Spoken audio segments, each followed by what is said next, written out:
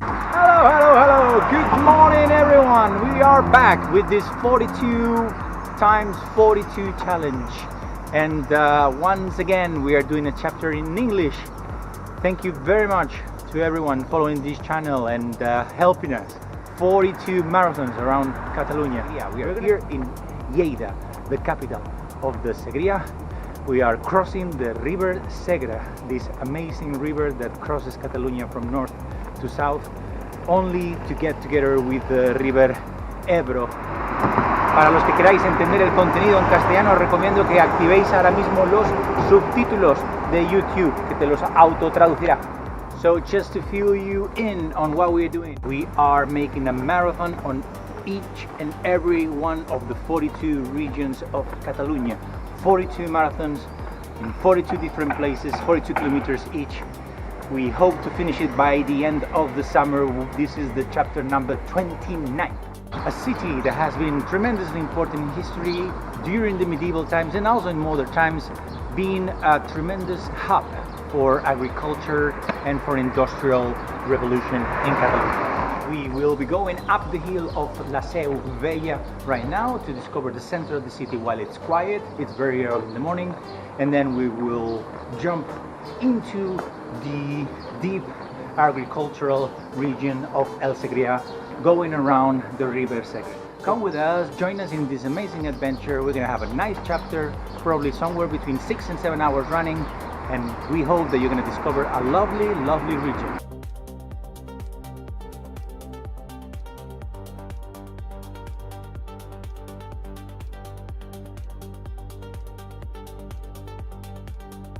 We are getting right now into the city center, the old town by the Arc del Pont. This arch, it was one of the main entrances from the city in the old times. And that statue that we saw right over there, it's the remembers of Indivil and Mandoni, two heroes of the local indigetes. That was the tribe that was leading in this area before the arrival of the Romans. They were known to be very belligerent, and they resisted during many, many years to the Roman conqueror.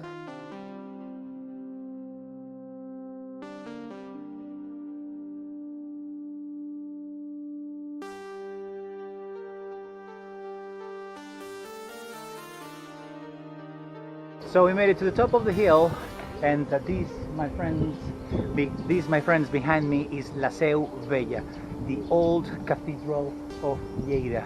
As you can see, it's from Gothic style. It's been standing here for nearly 800 years.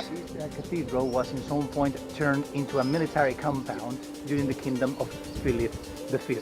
He decided to punish the people from Lleida by removing the religious location and turning it into a military compound. The cluster is overlooking the city, and actually you get some of the most beautiful views from the cluster itself. This hill that is actually overlooking the whole region of La Plana de Lleida, it's a very plain area, so you can actually have a very nice overview from this point, and on a clear day you can actually see up to the Pyrenees.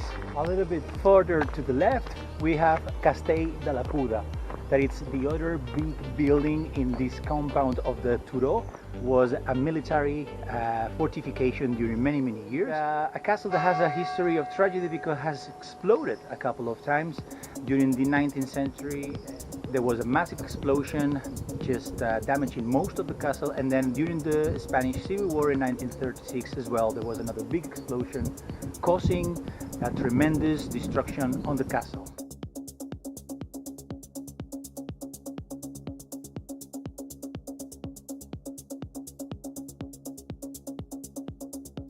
A very interesting fact about this Castell de la Suda. This was the place where a then 7-year-old Jaume I, the conqueror, one of the big kings of the Aragon kingdom, was crowned king right over here.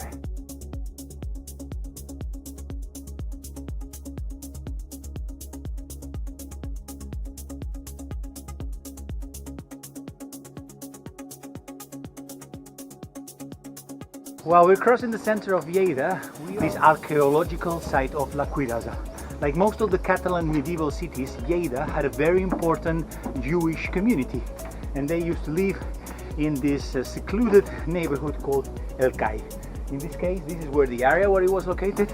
The Cai Jueu was severely destroyed during the 14th century.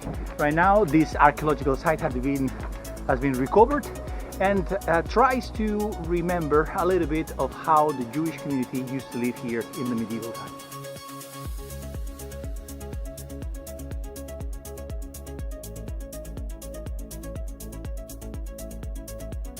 This one behind me, my friends, is the new cathedral of Lleida. It was constructed in the 18th century, especially because the old cathedral, as we saw before, was turned into a military compound. So it was decided to build a new one, a new religious center in the most modern area of the city. River Segrià is one of the longest and widest rivers in Catalonia. It starts in the Pyrenees and it crosses all Catalonia from north to south until Mequinenza, where it joins the mother river Ebro. Right in Lleida is where it gets bigger and wider. We continue with this route through the Segrià. We're already on the 7th kilometer mark and we're going right by the Segrià river. This area, it's all a natural preserved area. There's a lot of animals here. We've seen some rabbits, we've seen some very nice birds as well. About Segrià, it's considered the fruit shop of Catalonia because of the amount of fruit trees, plantations that we can find in here. Right like this one right behind me, apple trees, some of the best apples of Catalonia, they are coming from here, from Segrià. Pear trees, as well peach trees. It is amazing the picture that you can get in spring when the peach trees are all in flower with those beautiful pink tones that remind you a little bit of Saitama in Japan.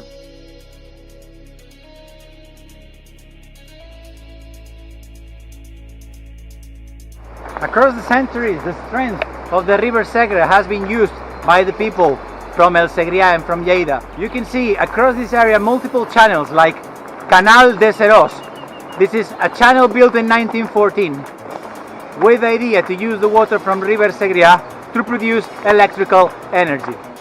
Also in this area you can find some of the auxiliaries of Canal de Urgell, this massive construction from the 19th century that takes the water from river Segrià and brings it into the interior comarcas and turning possible a little bit more complex type of agriculture that changed completely the landscape of the interior Catalonia during the 19th century.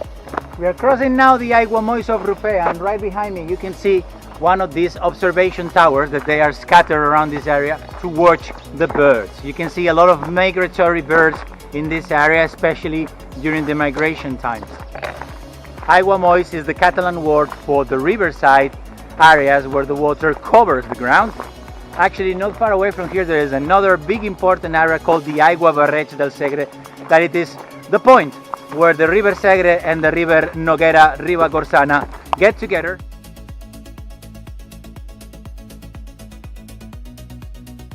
Which is leaving behind us the Ermita de Butzenit. This little church has origins dating back to the 12th century. It's becoming now a gathering point for this very typical Catalan expression of culture called the aplec. The aplec translates exactly as gathering, and it just comes to represent the spirit and the will of the Catalan people to get together for a walk, for a nice enjoyment of a festive journey. Aplecs normally take place in spring, summer, or the first days of autumn. Like for example the one here in this ermita, it's on the 1st of May every single year. People get together, they sing songs, they dance, they walk, and then they eat together by the ermita. Here we are right in the middle of one of the massive fruit trees that we got here in Segrià. This one, for example, are pear trees. We have been seeing different varieties of peaches and apple trees. Some of the fruits are already actually very grown. As you can see in here, they are starting to be big enough. This normally is collected right after the summer, between September and November, depending on the type of fruit. Due to this agricultural nature of the working population, Segrià has turned into one of the comarcas with the highest density of immigration. Thousands of people from the Maghreb, from Eastern Europe, and from Central Africa come every year for the season of the pickup, and some of them eventually stay and they feed the demographic pyramid of Catalonia with new and younger population.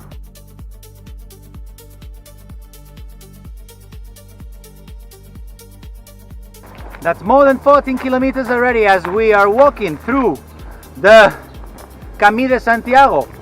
Actually crosses as well this area.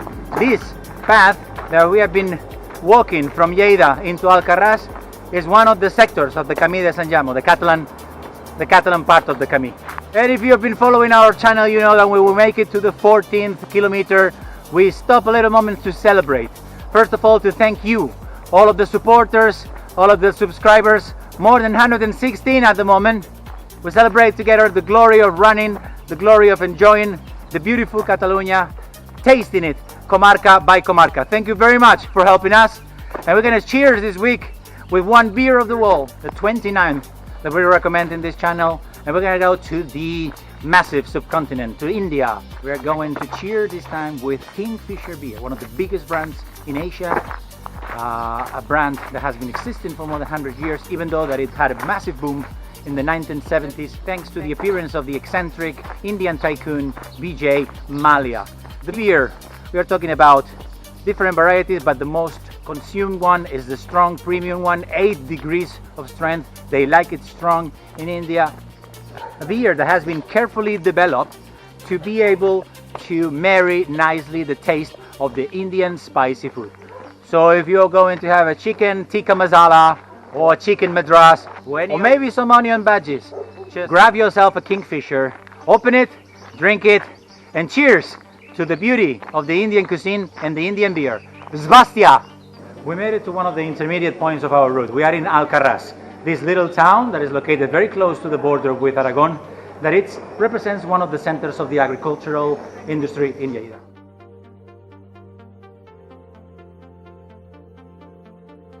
Despite the agricultural nature of the town, there are some jewels, some architectural jewels in the town, like for example El Sindicat, this modernist building done in the 19th century by César Martinell, one of the disciples of the famous Antoni Gaudí.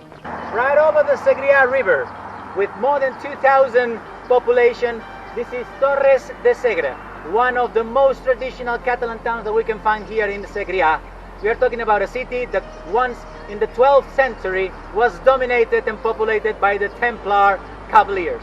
And right here, we make the 21st kilometers, so that means that we are at the halfway of this, and at the halfway point, we celebrate the Ecuador of this chapter. It is said that nearly half of the water of River Segrià is diverted from the course of the river due to all the multiple channels that have been built by men to use in agriculture. So if there is this amount of water here at this point, imagine how would it be without all this massive amount of water lost to the channel.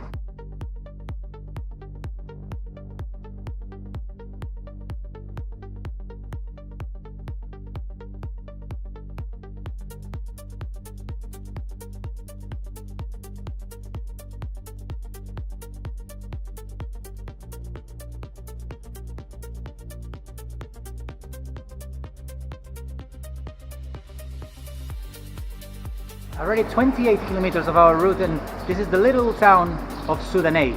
Right. The profile of the town is clearly marked by the figure of the Church of San Pedro from the 16th century. As we cross through these vast fields of cereal, right here in the Segrià, 27-28 degrees right now, so the thermical sensation is very, very high.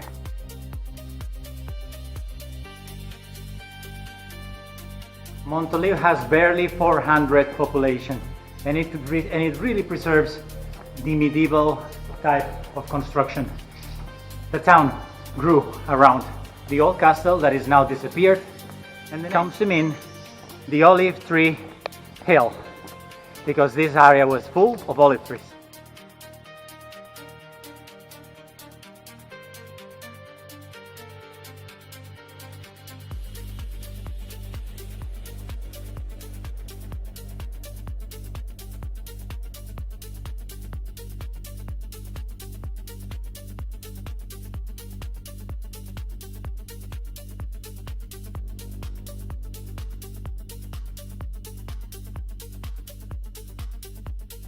And precisely here, on the top of this hill, where it used to stand the old castle of Monteliu, this is where we put our lock of love. If you've been following our channel, you know what it is. In every chapter, we place a little lock of love for the person that helps me every single day for these chapters to happen. I show my little sign of appreciation. And I encourage you, all of you, every time that you have the chance, your parents, to your brothers, to your loved ones, do it, do it. Show your love, lock of love. Another small town here in Segrià that we are discovering. This one is Albatarre.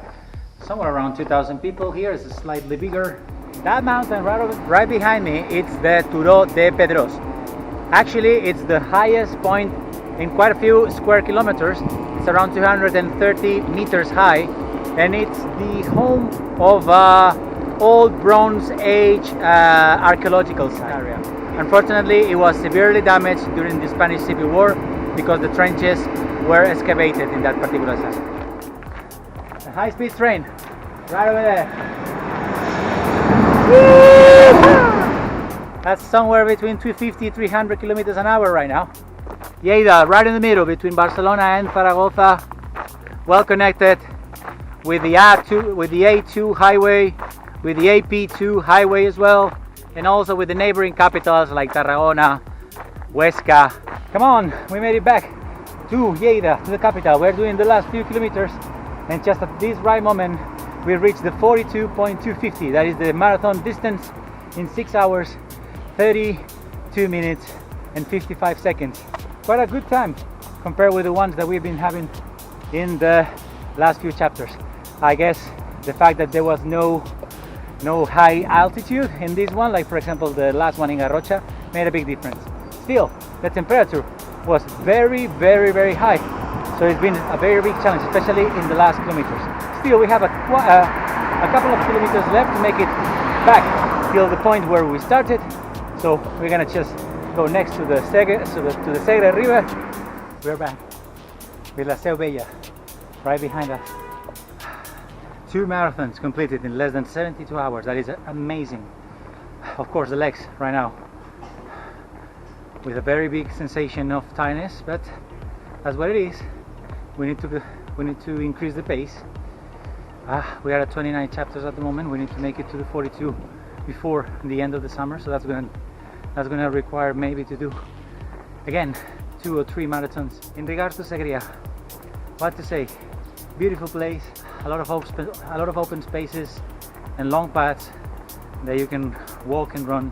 We are slowly completing all the comarcas in Lleida. We only have left the ones in the Pyrenees, and as I said, we will try to do them a little bit closer to the summer when the temperature has improved a little bit. In regards to places that you can see in Segrià that we have not seen in this route, I would recommend Artesa de Lleida. It's a very nice town. It was a little bit out of the itinerary that we needed to follow, and of course the city of Lleida, as you can see, full of patrimony, full of monumental beauties. We only saw a little bit, like the little surface, so I would recommend you that if you want to go deeper into that, just spend one day, maybe a weekend in Lleida, and discover everything. One last note, as we cross the Champs-Élysées, or the Champs-Élysées from Lleida.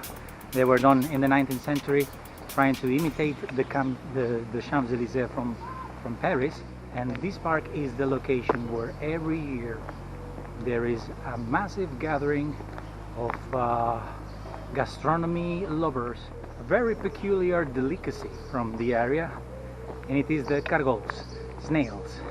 Yes, that's right, snails here are religion. They are cooked in many ways, and here is where every year there is the festival of the cargol, the festival of the snail. So if you are in Lleida sometime and there is the festival going on, you cannot miss it.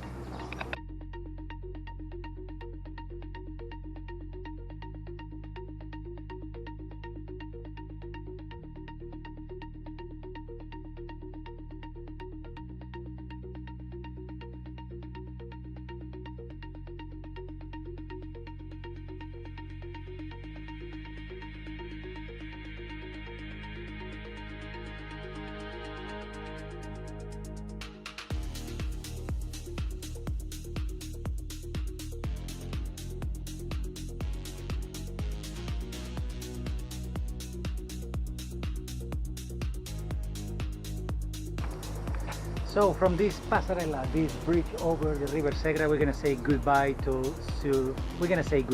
to today's chapter. It's been an amazing one. We discovered a beautiful comarca. We did it in English, so I hope that you guys, international supporters, you enjoyed it. Next week we will come back with another chapter, number 30, and hopefully we can discover another beautiful place. Thank you very much to all of you that you are supporting the channel, that you are following, that you are subscribed, that you are recommending us. It's a beautiful, beautiful thing. I'm enjoying so much doing this adventure. Every effort, it's absolutely worth it after we edit the videos and we publish them. And I hope that we are living a documented memory of this beautiful land that it is. My land, Catalonia. Thank you very much. See you next week, and bye-bye.